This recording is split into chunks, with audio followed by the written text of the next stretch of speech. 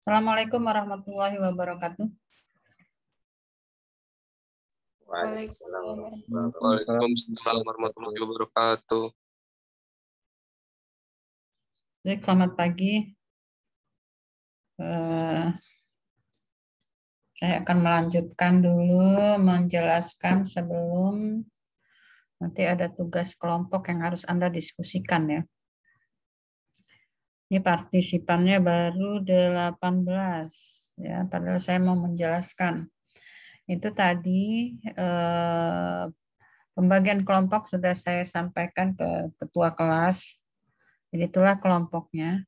Nanti terserah Anda mau pakai Zoom sendiri atau mau pakai pola yang mana untuk bisa berdiskusi, itu silakan saja. Nanti hasil diskusinya, rekaman hasil diskusinya itu bisa Anda serahkan ke saya, terus tulisannya untuk diberikan kepada saya juga melalui forum pengumpulan tugas. Jadi saya akan dengar apakah Anda betul berdiskusi atau tidak. Di situ ada 8 kelompok ya, ada 8 kelompok yang nanti harus Anda cari temannya itu siapa, kemudian lakukan Zoom mungkin berlimaan atau pakai video call atau apa terserah.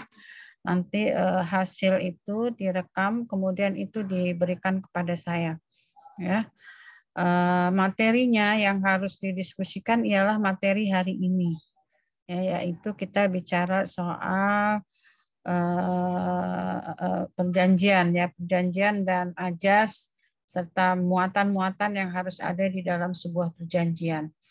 Nah, saya jelaskan dulu secara singkat sebagai modal nanti Anda berdiskusi. Ya, jadi begitu ya caranya nanti. Yang mengumpulkan tugas dalam bentuk tulisan hanya ketuanya saja. Ketuanya siapa? Silakan Anda pilih dari yang 5 orang. Ada tadi yang 6, yang kelompok terakhir sendiri itu 6 orang karena kita jumlahnya 41 ya, kita jumlahnya 41. Jadi satu itu nanti digabung saja jadi ada satu kelompok yang jumlahnya 6.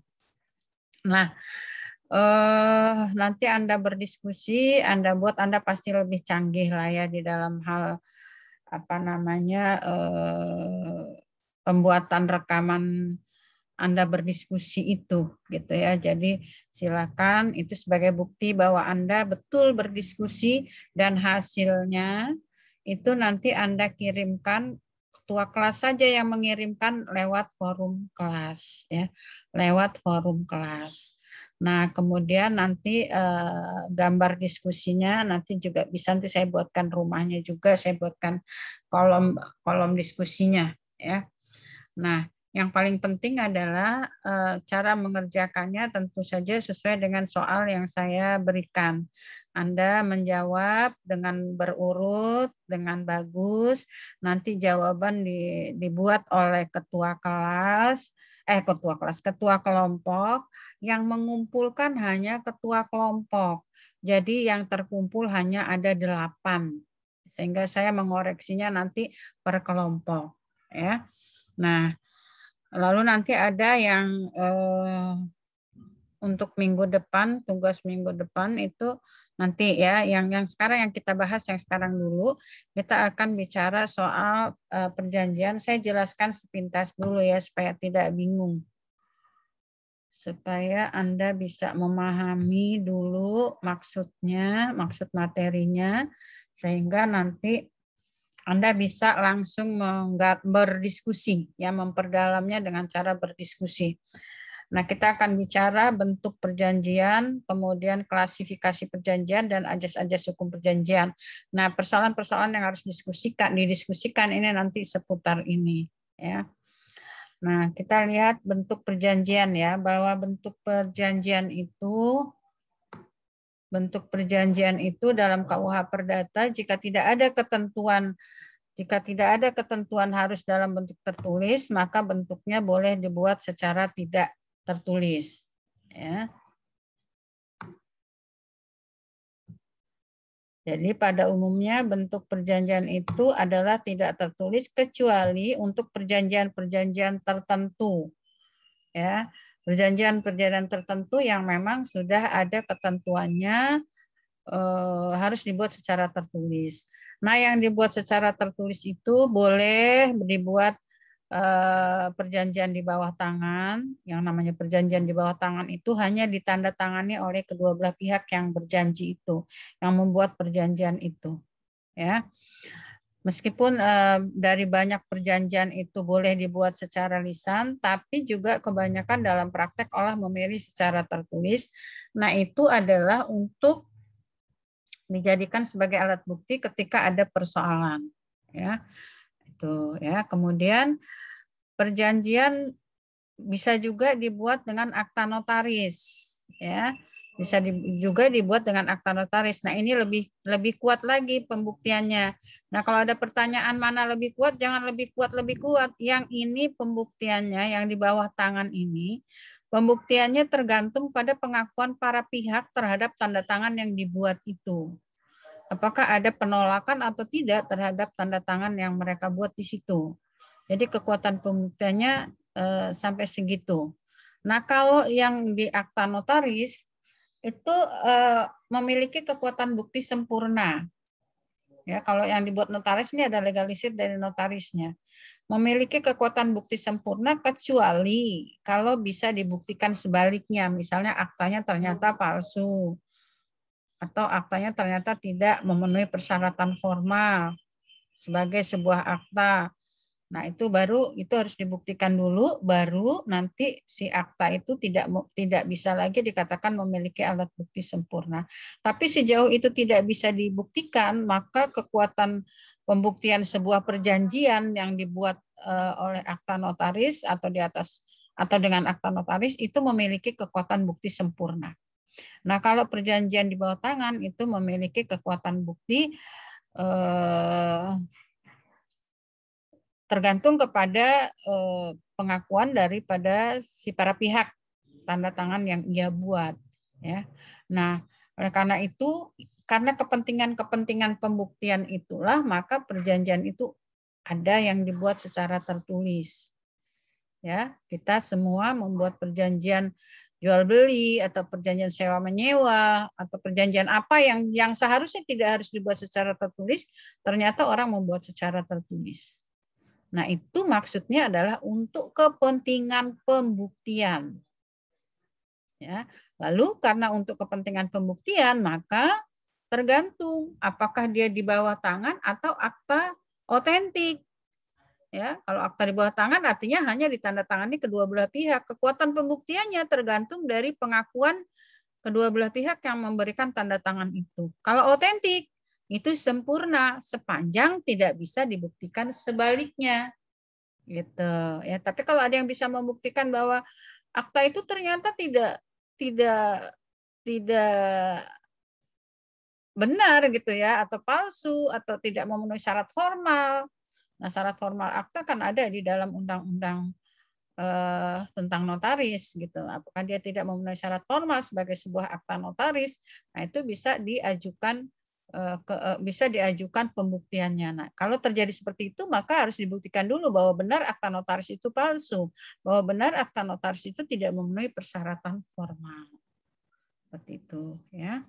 Nah, kemudian perjanjian yang dibuat dan di hadapan notaris dalam bentuk akta notarial atau akta yang dibuat jabatan pejabat yang berwenang, itu misalnya pejabat yang berwenang itu misalnya notaris, camat, PPAT, itu dikatakan mempunyai kekuatan bukti sempurna. Ya, jadi sejauh itu dibuat oleh pejabat, selain notaris pun misalnya PPAT atau camat gitu ya. Nah, itu dia akan mempunyai kekuatan bukti sempurna. Ya, kecuali nanti bisa dibuktikan sebaliknya. Kemudian di samping perjanjian tertulis juga ada perjanjian yang dibuat tidak tertulis, ya. Tidak tertulis, dan kebanyakan dari kita membuat perjanjian itu kalau yang ringan-ringan saja kita lakukan secara lisan. Nah, kalau secara lisan buktinya bahwa perjanjian itu telah dibuat adalah cukup dengan kesepakatan para pihak. Ya.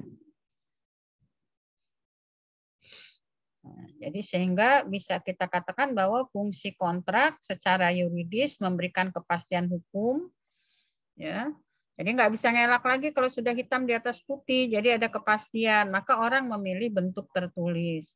Secara ekonomis bisa menggerakkan sumber daya dari nilai yang rendah menjadi nilai yang lebih tinggi karena dibuat dalam akta yang tertulis tadi.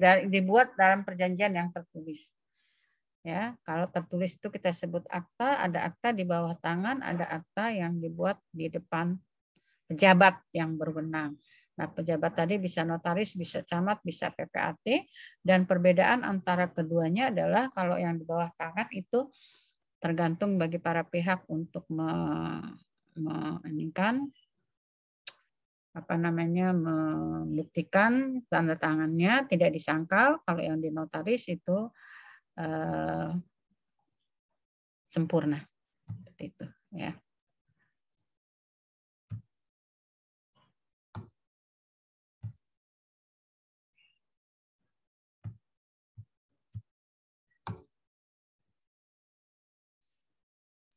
Klasifikasi perjanjian, ada perjanjian itu sepihak, ya. Sepihak itu maksudnya salah satu saja yang berprestasi, pihak lainnya tidak ada kontraprestasi.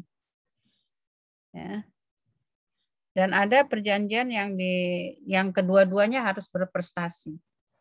Jadi kalau yang sepihak itu kayak hibah, hadiah, itu salah satu pihak memberi, ya, pihak lain tidak perlu kontraprestasi. Nah, ini saya sudah jelaskan berkali-kali, ya. Kemudian kalau yang berdua-duanya harus prestasi, contohnya adalah jual beli. Nah, yang satu menyerahkan uang, yang satu menyerahkan barang. Ya, artinya ini terkategori ke dalam perjanjian memberikan prestasinya, memberikan sesuatu. Dari sewa menyewa, tukar menukar juga sama. Kedua-duanya harus memenuhi prestasi. Jadi dilihat dari para pihaknya, perjanjian itu bisa yang ada yang sepihak, ada yang dua belah pihak. Kalau yang sepihak, salah satu saja yang berprestasi, tidak ada kontraprestasi dari pihak lawan. Kalau yang berdua berhadap-hadapan, maka dia kedua-duanya harus berprestasi.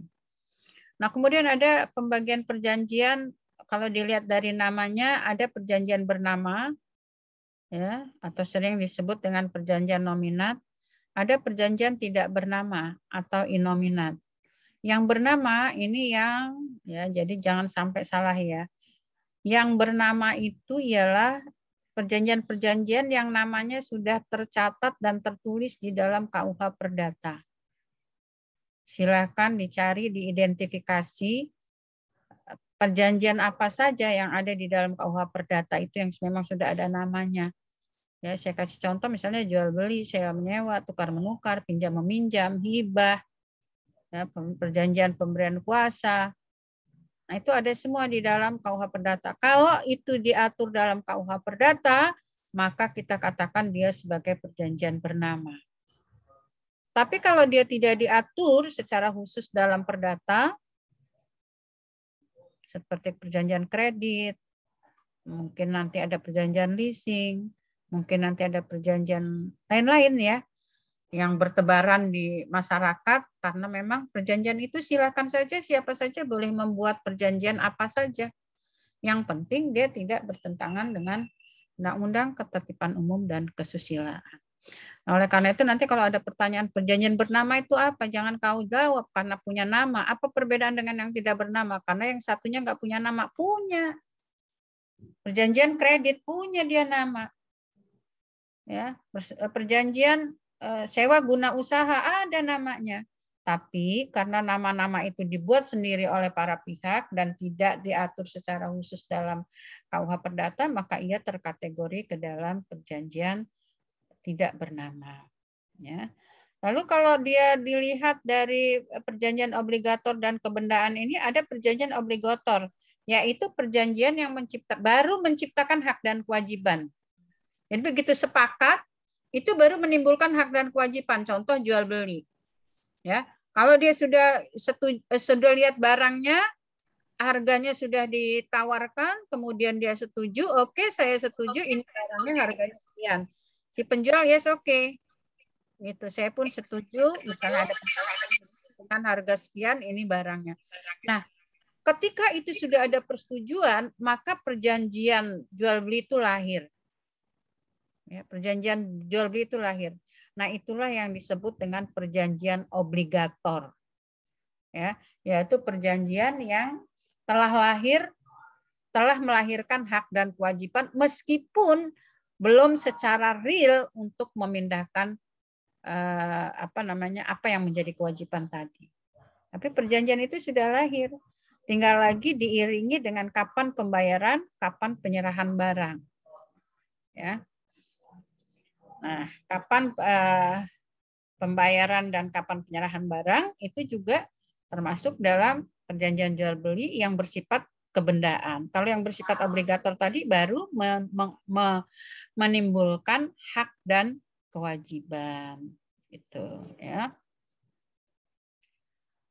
Kemudian kalau makanya di sini ya harus tahu ya perjanjian nanti ada sendiri nanti kita bicara soal masing-masing perjanjian ya.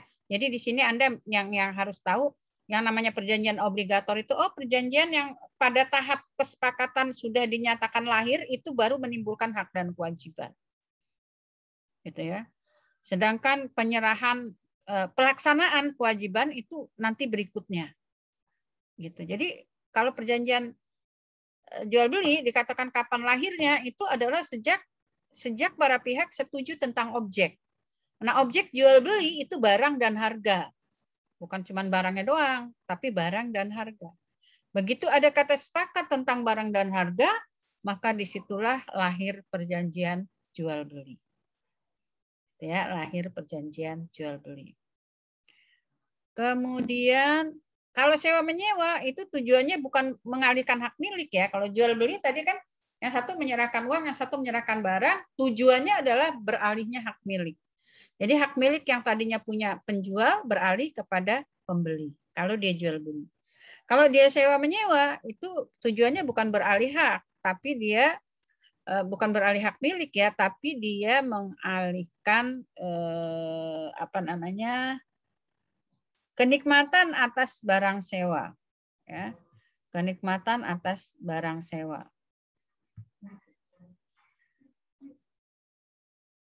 Saya ngecek dulu ini. Saya ngoceh-ngoceh orang-orang pada ada nggak ini. Bentar. Saya ngecek orang-orang ini. Ada nggak dia di kamera ini. Gue ngoceh-ngoceh nggak dicek. Atau ini orangnya nggak ada. Nih Ratmawati. Ratmawati nggak ada. Muhammad Andilka tuh nongol baru pas dipanggil. Elsa Maria. Nah, ini yang saya nggak suka nih yang begini nih. Kudu diliatin satu-satu. Kalau nggak diliatin dia hilang. Nanti alasannya sinyal Bu. Sinyal Bu. Sinyal aja jadi alasan. Nah, kalau sinyal misalnya nggak nongol dipanggil kan harusnya berjawab. Ini Dita Maria mana ini? Dita Maria ini. Apain kamu? Tidur. Baru dikuncit rambutnya tuh. Baru tidur apa? Enggak, Ibu, saya tadi duduk. Ini. Nanti alasannya izin sama ketua kelas, tolong bilangin tadi kameranya nggak nyala, nggak saya anggap. Tetap kalau sudah masuk catatan saya tidak saya pedulikan, terserah kamu mau alasan apalah. Kamu nggak bisa di ini sih, nggak bisa diajak kerjasama dengan baik gitu loh. Saya sudah berkata sejak awal mula perjanjian kita tidak boleh ini, tapi setiap kali ini harus saya bicara terus. Maka nggak laku sama saya kalaupun kamu mau izin mau kamera rusak kayak mau apa, nggak ada urusan sama saya.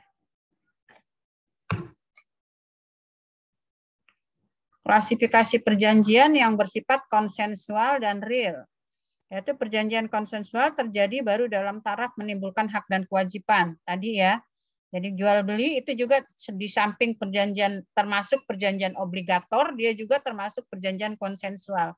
Begitu konsensus tentang objek, maka dia lahir perjanjian.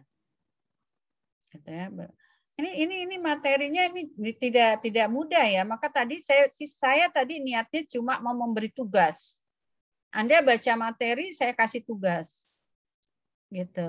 Tapi saya rasanya tanggung jawab moral saya ini materinya nggak cukup mudah untuk dipahami gitu ya. Maka saya ya sudahlah, saya jelaskan dulu gitu. Tapi kalau saya menjelaskan terus Anda kabur, itu kan Anda yang keterlaluan namanya. Gitu. Ya. Jadi harus saya panggil-panggil, harus saya tegur-tegur terus. Nah ini Mita Nurfaidah, mana ini? Nah, ngapa kamu dimatiin? Mita, ngapa kamu dari tadi itunya mati? Hidup Bu tadi. Ais, kok Saya itu hidup nonton terus kok Bu. kalau orang barusan aja mati, udah saya tunggu. Oh berarti tadi saya habis split screen Bu. Serah kamu. Jadi perjanjian konsensual dan real, ya konsensual itu ialah tadi sama dengan obligator tadi ialah baru menimbulkan hak dan kewajiban. Konsensual juga sama, baru menimbulkan hak dan kewajiban. Realnya itu nanti ketika masing-masing melaksanakan prestasi. Ya, ini nanti kalau UTS-nya saya kasih soal lagi nanti yang seperti ini, takutnya kamu nggak paham gitu ya. Real itu nanti ketika satu membayar, satu menyerahkan barang, itu namanya secara real itu perjanjian itu baru terjadi. Gitu. Perjanjian kredit bank. Begitu orang sepakat mau melakukan kredit bank, yes oke, lahir perjanjian kredit bank. Perjanjian pinjam meminjamnya lahir. Tetapi harus diikuti dengan real, yaitu penyerahan uangnya. Gitu. Sama perjanjian jual beli juga seperti itu. Ya. Baru menimbulkan kesepakatan. Baru secara obligator menimbulkan hak dan kewajiban. Apakah sampai situ selesai? Oh tidak. Ya, jadi kalau dia obligator tidak sampai situ selesai, tapi harus ada realnya. Ya, harus ada perbuatan menyerahkannya. Kalau itu tidak dilanjutkan seperti itu, maka perjanjiannya namanya tidak dilaksanakan. Kalau perjanjiannya tidak dilaksanakan, maka perjanjian itu tidak mencapai tujuan. Perjanjiannya tidak mencapai tujuan. Kalau jual beli tadi adalah mengalihkan hak milik, begitu sudah kesepakatan tentang barang dan harga, kemudian tidak ada realnya, tidak ada bayar atau tidak ada penyerahan, maka tidak akan mencapai tujuan perjanjian yang akan mengalihkan hak milik itu. Itu, ya. Nah, jadi tujuan bisa tercapai apabila ada realnya, ada pelaksanaan. Maka sering dibilang pelaksanaan perjanjian. Nah, kalau jual beli itu, kalau ketika sepakat tentang objek, itu baru konsensual. Baru taraf obligator, baru taraf menimbulkan hak dan kewajiban. Realnya kapan, Bu? Realnya ya ketika masing-masing pihak berprestasi. Yang beli harus bayar, yang penjual harus menyerahkan barang. Itu realnya. Gitu. Ya. Itu klasifikasi perjanjian. Perjanjian untuk kepentingan pihak ketiga antara lain untuk kepentingan ahli waris, orang yang memperoleh hak, dan orang-orang pihak ketiga lainnya. Misalnya A bertindak untuk dan atas nama PT Gonogini atau seorang ayah yang mengasuransikan anaknya yang masih duduk di ST. Nah, jadi kalau kita mengasuransikan anak kita kan belum anak-anak kan belum masuk ke dalam orang yang cakap melakukan tindakan hukum. Tapi dia ada orang tuanya merasa berkepentingan misalnya untuk mengasuransikan misalnya asuransi pendidikan agar nanti tersiapkan dana kalau anaknya sudah mau kuliah misalnya. Nah, karena anak ini tadi belum dianggap cakap menurut hukum, maka asuransi itu bisa dilakukan oleh orang tuanya untuk kepentingan anaknya. Itu namanya perjanjian untuk pihak ketiga. Ya. Kita lanjutkan. Ini isi perjanjian. Ya. Isi perjanjian itu memuat syarat dan ketentuan. Ini bukan syarat sahnya perjanjian ya. Kalau syarat sahnya perjanjian itu 1320. Nah, ini isinya. Perjanjian itu ada identitas para pihak, kemudian baru akan berjanji tentang apa, baru ada syarat dan ketentuan yang telah disepakati oleh para pihak. Kalau perjanjiannya bukan perjanjian standar. Kalau perjanjian standar, isinya ini sudah dibuat oleh salah satu pihak saja. Ya.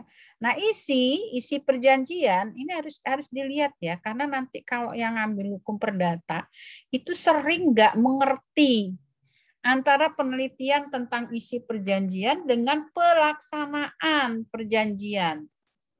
Kalau isi perjanjian itu apa yang disepakati itu isi. Ya. Apa yang disepakati para pihak itu isi. Apa yang disepakati harus ngapain nih para pihak. Nah, kalau nanti real para pihak itu berbuat, itu namanya pelaksanaan. Itu namanya pelaksanaan. Maka kalau kita akan meneliti tentang pelaksanaan, kita mesti tahu dulu isinya apa. Alias nanti yang mau dilaksanakan itu apa, hubungan hukumnya apa, ya, atau hak dan kewajiban para pihaknya apa. Ini yang dikatakan sebagai isi perjanjian. Ya, jadi isi perjanjian nanti bisa kamu, nanti ada PR nih, ada tugas nih mengenai pembuatan sebuah perjanjian. Jadi Anda jangan menganggap nanti download aja banyak Bu contoh perjanjian, ya terserah Anda. Tapi kalau Anda mau mengerti ya Anda harus memahami gitu ya, harus memahami. Nah, Anda nyuplik di download itu nanti kelihatan oleh saya bahwa itu bukan kalimat Anda gitu. Yang saya kehendaki buatnya sederhana dengan kalimat-kalimat yang Anda buat sendiri. Ya. Nah, jadi isi perjanjian itu ialah nanti ada syarat, ada ketentuan yang semuanya itu sudah ditentukan oleh para pihak, yang akhirnya kalau muncul setelah jadi sebuah tulisan, kita akan melihat muatan itu adalah muatan isi perjanjian itu berupa hak dan kewajiban para pihak.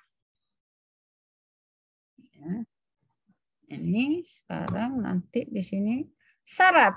Nah, tadi ya syarat ya, syarat yang ada dalam isi perjanjian. Itu ada syarat tegas, ada syarat diam-diam, ada syarat yang merupakan klausul penyimpangan atau penyampingan. Ya. Ini nanti yang syarat yang harus tegas, saya lihatin. Nanti soalnya nanti semua analisisnya yang ini. Syarat tegas, yaitu syarat pokok dan syarat tambahan. Itu harus dituangkan secara tegas dalam isi perjanjian. Misalnya, akan melakukan jual beli motor. Motor itu banyak, ada motor Vespa, ada motor apalah jenisnya itu, mereknya apa, keluarannya tahun berapa, gitu. Harganya berapa. Itu harus ditulis secara tegas. Ya, secara tegas. Ada syarat yang diam-diam, tidak secara tegas, tapi itu mengandung syarat itu. Contoh, ya contoh. Kalau kita jual beli beras. Kemarin saya sudah waktu kita menjelaskan tentang overmah, saya sudah mencontohkan itu. Meskipun tidak disyaratkan Pak, kalau ngirim barang nanti ditutup, karena takut ada apa-apa di jalan. Pembelinya nggak ngomong gitu. Tapi itu memuat syarat yang diam-diam dari kehati-hatiannya penjual. Ngangkut barang ya ditutup. Makanya sering kan kalau kita ada barang angkutan itu dari toko menuju rumah itu mesti ditutup. Karena apa? Itu syarat diam-diam. Meskipun tidak diomongin, ya silakan Anda berhati-hati.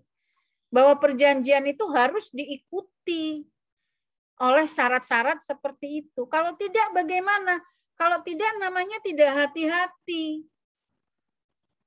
Ya, kalau tidak hati-hati namanya salah dalam perdata. Ya, dalam perdata itu bisa sengaja, bisa hati-hati. Udah jelas sih disuruh syaratnya seperti ini ada dalam perjanjian. Sengaja nggak diikutin. Salah. Tidak secara tegas, tapi kurang hati-hati saja dia. Ngangkut beras kok nggak ditutupin. Begitu hujan, apakah ini overmah? Ya tidak. Itu adalah termasuk seharusnya. Itu termasuk dalam syarat yang diam-diam. Yang seharusnya harus dipatuhi oleh pihak. Ya, meskipun tidak, lu kalau ngangkut barang gua tutupin ya, nanti basah dan lain-lain. Nggak diomongin gitu, tapi di dalam kebiasaan sehari-hari itu termasuk syarat diam-diam yang harus sudah tahu sama tahu aja lah gitu. Kalau ngangkut barang itu ya harus hati-hati gitu. Ya. Kemudian syarat yang berisi klausula penyampingan. Nah, ini biasanya soal pembatasan tanggung jawab. Ya, klausul penyampingan ini biasanya terjadi pada perjanjian-perjanjian baku atau klausul-klausul baku. Contoh, barang yang sudah dibeli tidak bisa dikembalikan. Barang yang sudah dibeli tidak bisa ditukar. Misalnya. Nah, itu termasuk klausula penyampingan, pembatasan tanggung jawab. Ya. Sering kan kita beli di toko, kwitansinya tahu-tahu ada tulisan barang yang sudah dibeli tak bisa ditukar. Apalagi dikembalikan, ditukar aja nggak bisa misalnya. Itu klausul penyampingan. Biasanya terjadi pada perjanjian-perjanjian baku. Ya. Itu ya. Kemudian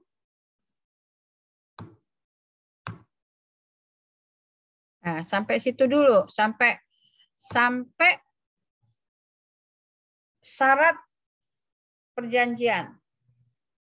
Syarat yang tegas itu adalah ketentuan syarat dan ketentuan-ketentuan yang secara pokok harus dimuat atau secara tambahan. Ya, secara pokoknya itu mengenai objek itu pokok. Tapi tambahan bisa misalnya uangnya akan dilunasi ketika barang sampai. Nah, itu syarat tambahan. Tapi soal harga dan barang kalau dia jual beli ya. Kalau perjanjian yang lain nanti Anda juga harus tahu yang menjadi objeknya itu apa. Jadi syarat tegas itu yang paling tegas, yang paling utama harus disebut dalam perjanjian itu adalah prestasi utama. Ya, objek utamanya apa? Sehingga nanti kewajibannya itu jelas, kewajiban utamanya harus ngapain, yang satu harus ngapain. Gitu. Ya. Oke, ada pertanyaan sampai kepada syarat yang harus ada di dalam isi perjanjian. Silakan, kalau ada yang mau tanya. Ada yang mau tanya enggak? Ternyata sudah sampai jam 10. Padahal tadi target saya cuma ngasih tugas, terus Anda selesaikan sampai jam 12. Saya mau menjelaskan sudah sampai jam segini. Jihad Firgan.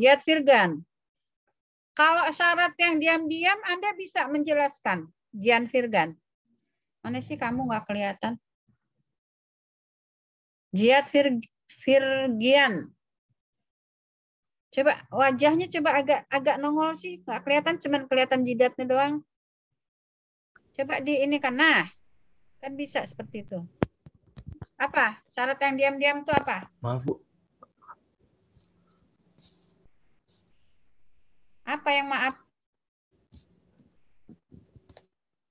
Bu, boleh diulangi nggak Bu? Suara di laptop. Apa yang dimaksud dengan syarat diam-diam dalam isi perjanjian?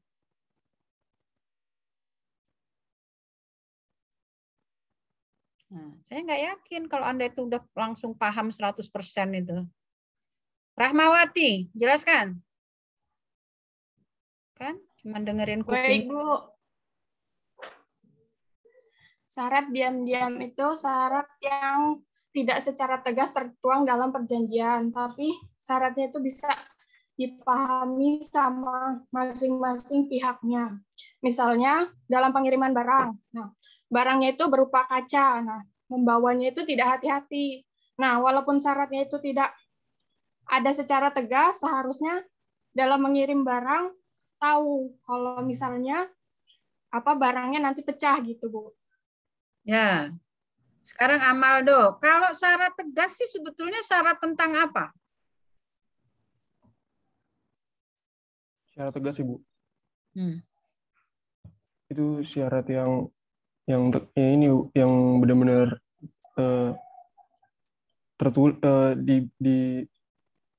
dirancang gitu, Bu. Ya apa? Syarat tentang apa?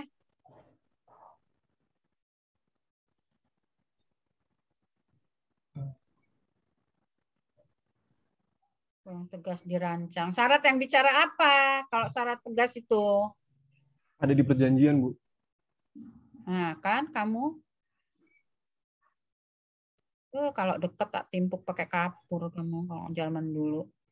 Tanya kayak gitu nggak ada yang. Elsa. Apa syarat tegas? Saya takut ini kalau yang nggak kau udah nggak ngopen. Sebel kita fokus kasihan takut nggak ngerti tapi malahan cuek-cuek aja. Apa Elsa? Ya, Ibu. Dijawab.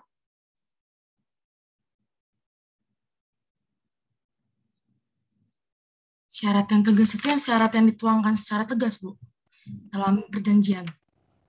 Ya itu tentang apa?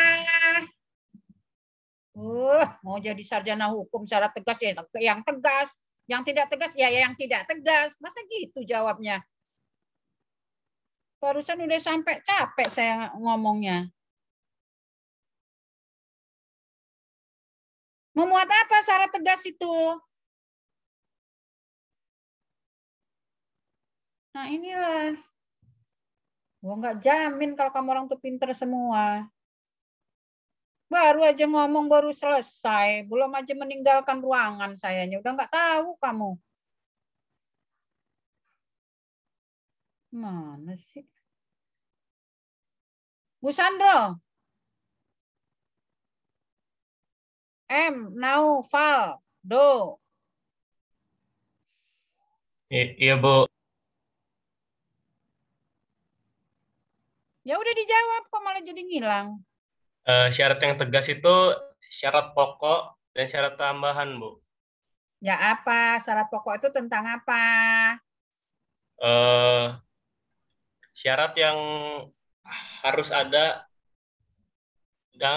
dan dituangkan dengan tegas dalam isi perjanjian. Sekarang siapa yang tahu? Oh. Izin menjawab, Bu. Keren banget kamu.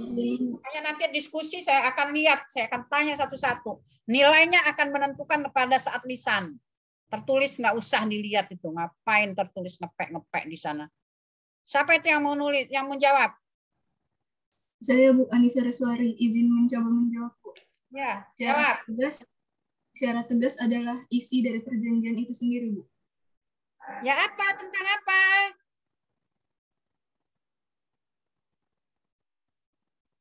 Bicara tentang apa?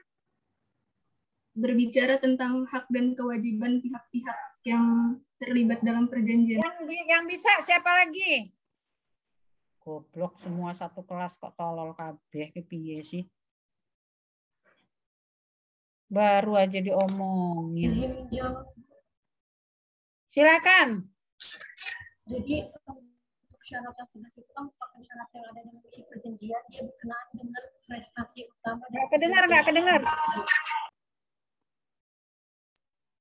Jadi untuk syarat tegas tersebut berisi tentang prestasi utama dari perjanjian itu. Muhammad Andika, nggak kedengar itu tadi. Dan tidak benar sepertinya. Muhammad Andika. Ya Bu, izin menjawab Bu. Jadi syarat tegas itu ada 2, syarat pokok dan syarat tambahan.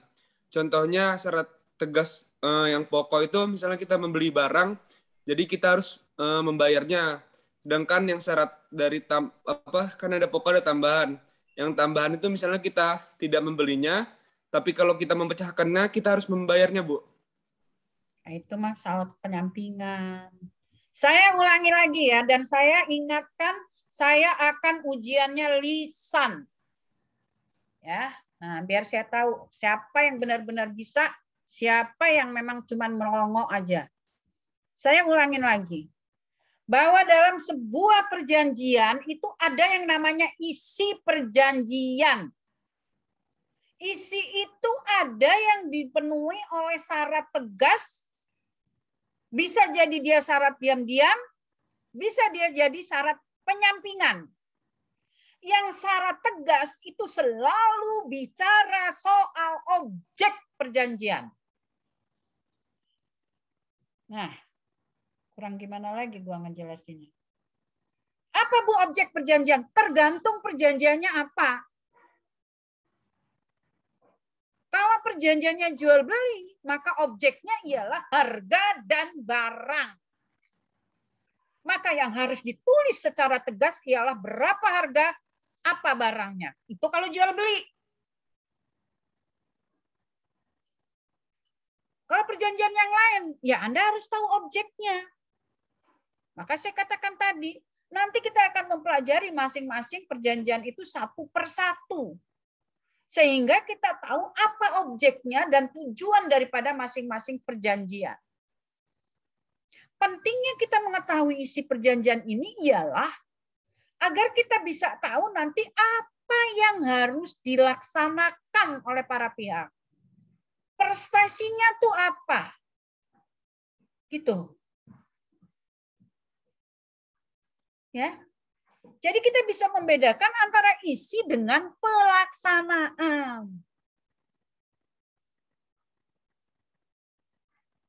Nah, isi itu ada yang tegas, yang nggak boleh nggak, kalau nggak ditulis itu perjanjiannya batal, nggak bisa. Kalau objeknya nggak ada, nggak jelas, terus prestasinya apa?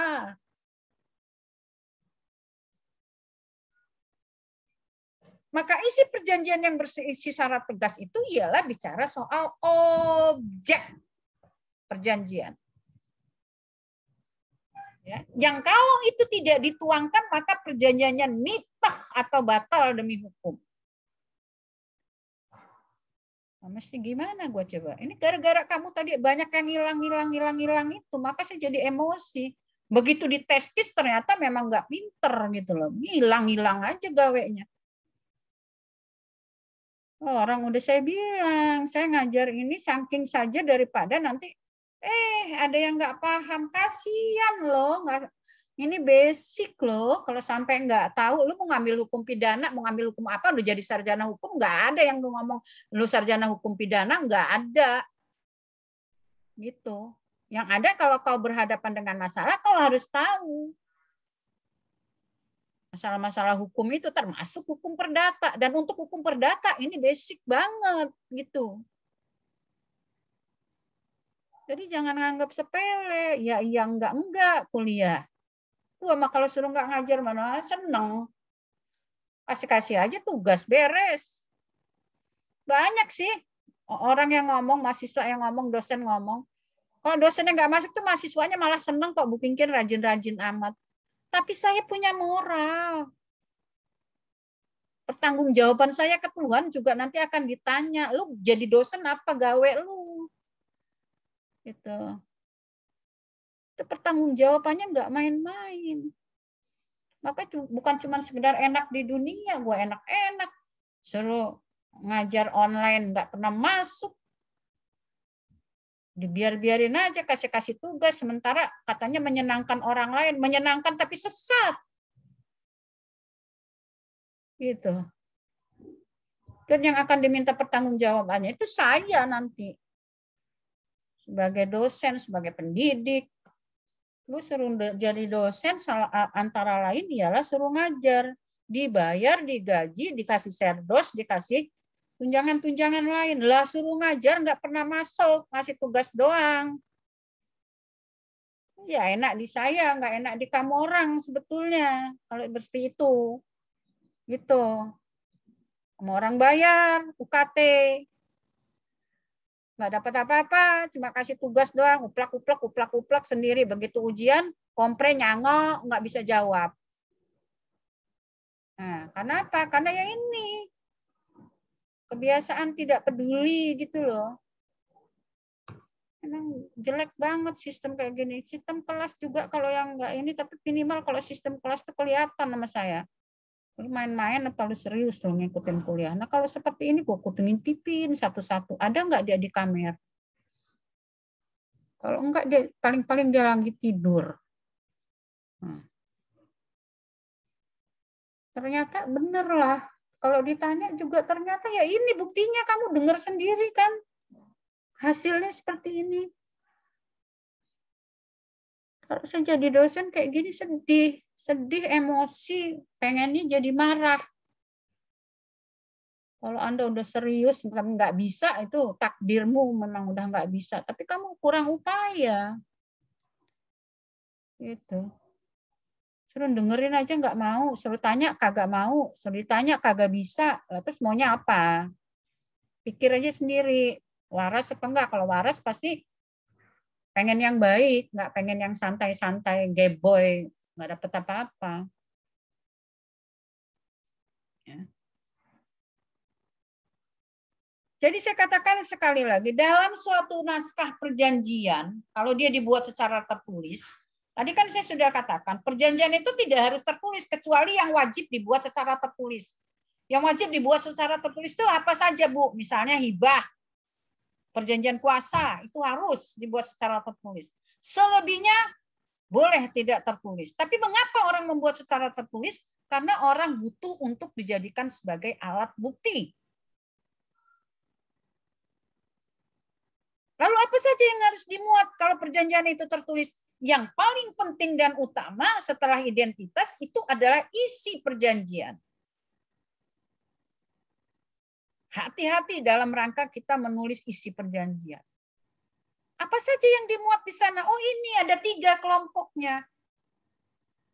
Yang kedua, diam-diam ini boleh ditulis, boleh enggak. Atau boleh samar. Kalau yang tegas harus ditulis.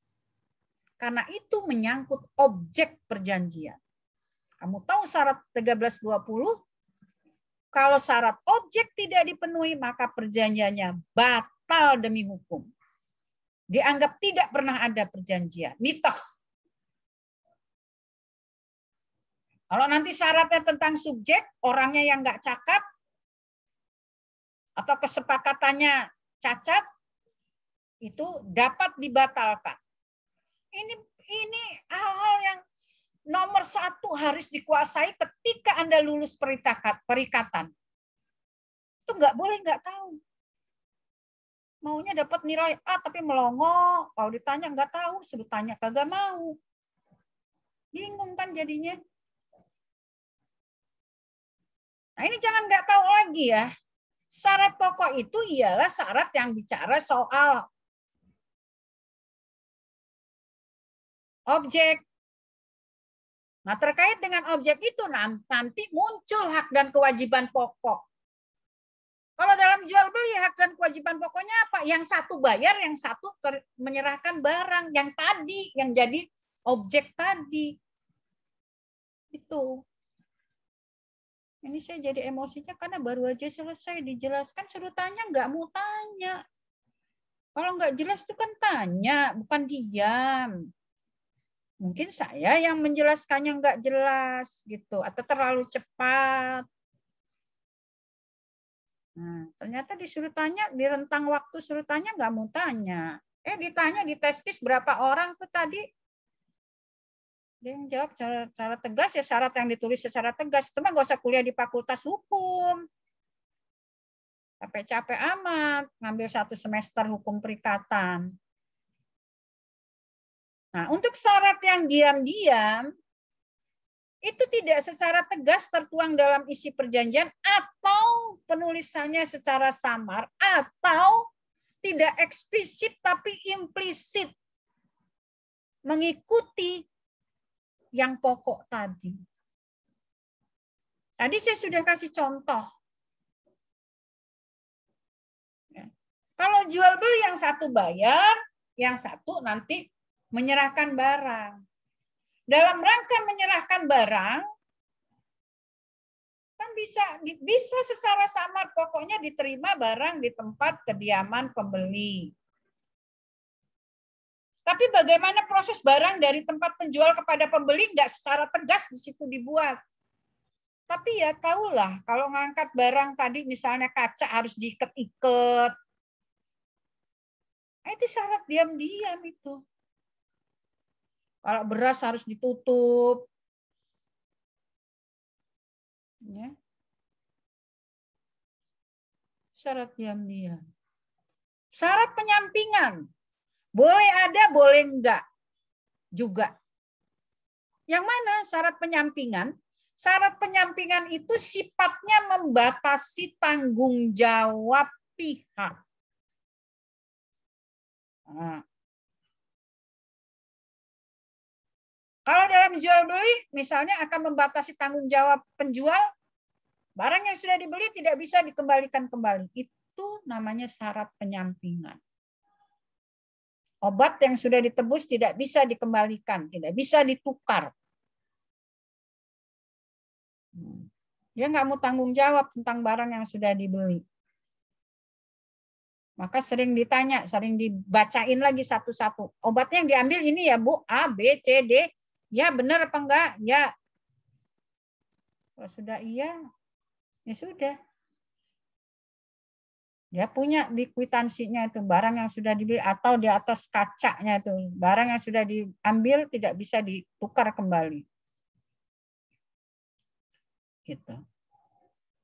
Nah, itu adalah semua masuk dalam perjanjian. Nirwana Putra. Nirwana Putra? Saya panggil Anda Nirwana Putra. Nah, nggak ada ini dari tadi namanya. Aja muncul. Sampai sini apakah ada pertanyaan? Atau bisa dipahami atau ada pertanyaan? Kalau ada pertanyaan silakan. Jangan nanti ditanya nggak tahu lagi. Paham apa enggak? Mana syarat pokok, mana syarat tegas, mana syarat diam-diam. Syarat tegas itu ada yang pokok, ada yang tambahan. Objeknya maksudnya. Kalau yang pokok itu tentang harganya sama jenis barangnya, mereknya, apanya, itu syarat pokok. Tapi syarat tambahan misalnya barang akan diserahkan oleh pembeli di rumah oleh penjual di rumah pembeli. Itu syarat tambahan saja. Pembayaran akan dilunasi ketika barang sampai di rumah. Itu syarat tambahan. Ya. Itu syarat tambahan. Tapi syarat pokok itu harus objeknya. Bukan yang bersifat-sifat tambahan. Harus objeknya betul. Tuh. Ya.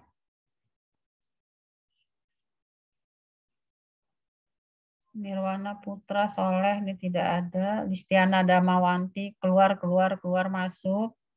Listina Damayanti. Listina Damayanti ini kalau di perdata kayaknya rajin ya. Tapi begitu di perikatan sering jadi masalah ini anak. Merasa karena sudah semester 3 tuh udah gaya. Sekarang saya ke Ajas. Itu saya anggap tahu. Dan nanti semesteran UTS, selain tertulis saya akan lisan. Ajas kebebasan berkontrak. Ini sedang saya jelaskan berkali-kali ya. Ajas kebebasan berkontrak itu ada di pasal 1338 yang menandakan bahwa sistem ketiga itu bersifat terbuka. Terbuka itu artinya apa? Bahwa ketentuan-ketentuan tentang perjanjian itu sifatnya melengkapi dari perjanjian yang dibuat oleh para pihak. Jadi para pihak bebas membuat isinya apa saja silakan. Yang penting ini pembatasannya nih 1, 2, 3. Undang-undang kepentingan umum kesusilaan. Jadi dengan siapa kita akan berjanji, silakan dipilih siapa partnernya. Apa isinya, silakan dirundingkan. Yang penting nanti baik pun itu syarat pokok, baik pun itu syarat syarat tegas yang pokok maupun yang tambahan itu tidak bertentangan dengan undang-undang kepentingan umum dan kesusilaan. Ya, tuh. Itu maksud dari Ajas 1338. Ya. Ajas kebebasan berkontrak yang menandakan bahwa buku ketiga itu sistemnya terbuka. Boleh membuat perjanjian apa saja, yang penting syaratnya 3 ini terpenuhi. Ya.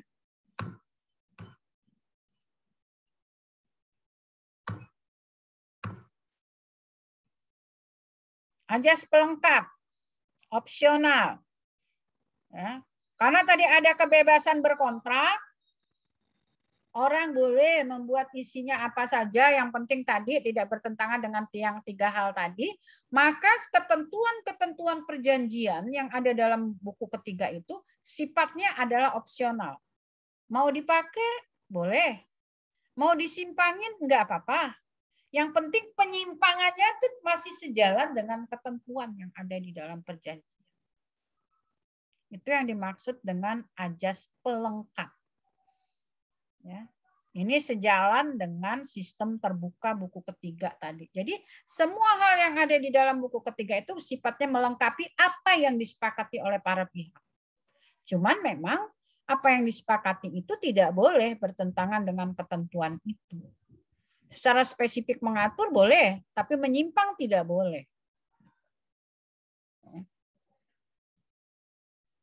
Ajas konsensualisme. Begitu konsensus, perjanjiannya lahir tadi. Ya. Ini perjanjian.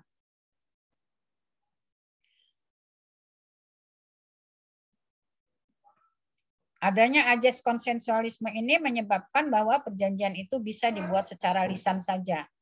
Di mana orang-orang yang kalau sudah bersetuju, maka berarti dia perjanjiannya sudah lahir. Ada lagi ajas pacta sunt servanda. Ya. Perjanjian yang dibuat oleh para pihak berlaku sebagai undang-undang bagi para pihak yang membuatnya. Nah ini juga, ini ketentuan pasal 1338-nya muatannya ini sebetulnya. Ya. Pacta sunt servanda. Jadi kalau kita sudah membuat perjanjian, maka perjanjian itu akan mengikat kita yang membuatnya itu sebagai undang-undang. Itulah ajas pacta sunt servanda. Kalau dia berlaku sebagai undang-undang, maka berarti kalau kita langgar, ya kita sama dengan melanggar undang-undang. Kita melakukan wan prestasi, maka kita sama dengan melakukan undang-undang. Ada sanksi hukumnya. Seperti itu. Ya. Nah, sekarang ajas obligator. Tadi sudah.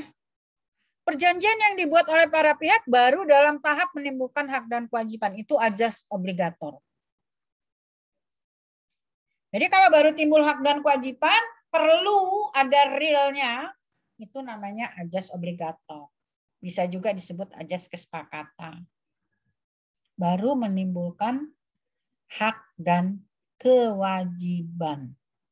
Nah ini ajas-ajas ini jangan main-main dan jangan dianggap sepele. Karena nanti ketika Anda akan membantu orang, Anda sudah jadi lawyer, ajas ini akan kepake. Anda bertemu dengan sebuah kasus,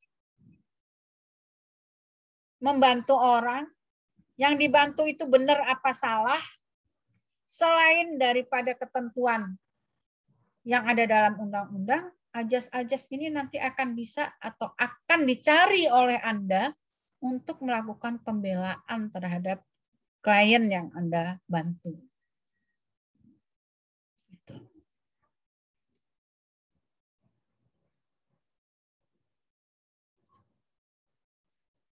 Oke, sampai situ selesai saya.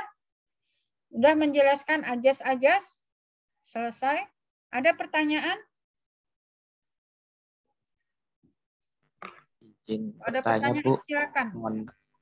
Ya, silakan. Bertanya mengenai itu Bu, terkait tugas itu dalam ketentuan dalam poin ke-1 itu Bu. Kenapa? Terkait dengan pengumpulan tugas itu di jam 12 itu kayaknya boleh diundur nggak, Bu? Soalnya kami ini habis ini ada mata kuliah selanjutnya juga. Sampai jam berapa? Sampai jam 12.30. Ke sore nggak ada? Sore nggak ada, Bu. Ya udah. Nanti saya robah pengumpulannya jadi jam 6 sore. Ya. Nanti saya robah pengumpulannya jadi jam 6 sore. Anda silakan kuliah-kuliah dulu. Tapi nanti Anda membuat rekaman diskusinya. Ya. Diskusi tentang menjawab persoalan-persoalan yang saya buat di sini. Ya. Silakan dijawab dengan ringkas, tapi Anda diskusikan. Nah, ketika Anda diskusi itu minimal ada suara-suara Anda yang berdiskusi di sana. Syukur kalau dalam bentuk video. Jadi saya akan lihat apakah Anda betul berdiskusi atau tidak. Jangan-jangan hanya menitip saja nanti. Oke, kalau memang nanti berdiskusinya sampai sore, yes, oke, saya buat pengumpulan tugasnya besok pagi. Jadi saya kasih rentang waktu panjang tuh ya, sampai tugasnya besok pagi. Nah, kemudian nanti yang ini di tugas mandiri. Yang tadi itu tugas kelompok, yang ini tugas mandiri, hanya tulisan saja, tidak perlu rekaman diskusi karena sendiri. Ya, itu membuat naskah perjanjian dengan syarat minimal memuat identitas pihak. Siapa pihak-pihak yang melakukan perjanjian? Perjanjiannya judulnya apa dulu? Lalu pihaknya siapa sebagai apa? Lalu muatlah syarat yang dengan tegas yang merupakan syarat pokok. Lalu muatlah syarat tegas yang merupakan syarat tambahan. Muatlah dalam perjanjian itu klausula penyampingannya atau syarat penyampingan.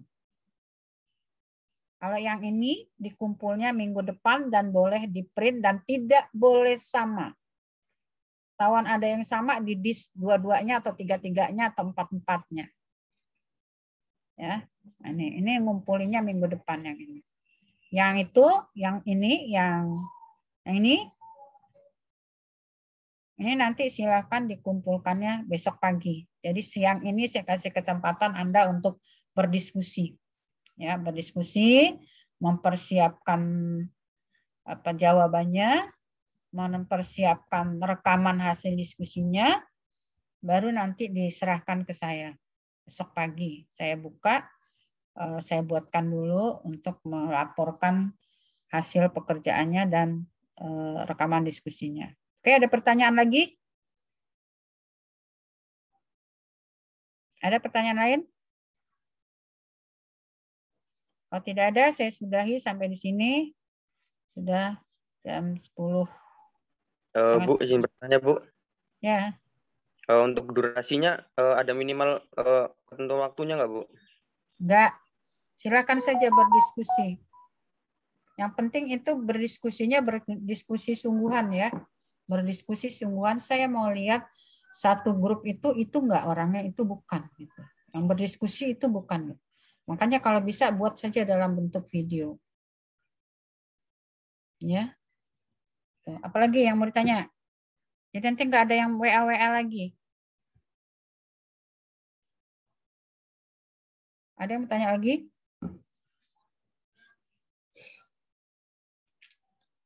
Oke, kalau tidak saya selesaikan sampai sini, ketemu sampai minggu depan. Yang minggu depan itu dibuat untuk tugas pribadi. Tugas mandiri. Yang hari ini yang untuk tugas kelompok. Ya. Maksudnya tadi saya tidak menjelaskan, tapi saya pikir kok saya takut nanti Anda tidak bisa menjawabnya. Nah, minggu depan tuh libur nggak yang kita ada? Minggu depan libur nggak, Stephanie? Hari Selasa. Iya, tidak, Bu. Hari Kamis ya. Hari Selasa yang libur. Hari Senin itu tidak libur.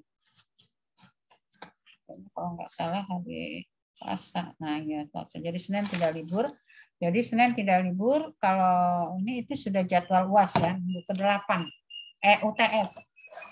Itu sudah jadwal UTS minggu ke-8, maka di samping mengumpulkan tugas, minggu ke-8 saya akan ambil UTS tertulis, saya akan buat satu kasus saja untuk dijawab, kemudian nanti hasilnya sudah dikumpulkan, saya akan tes secara lisan.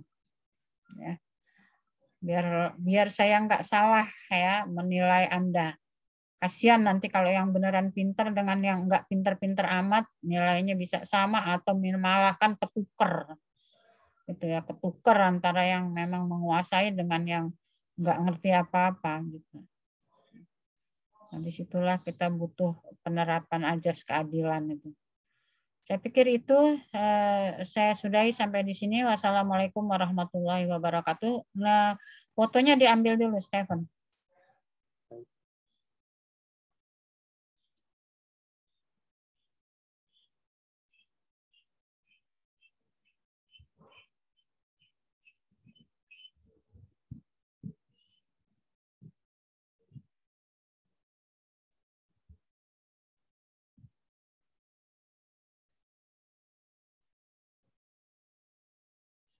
Sudah?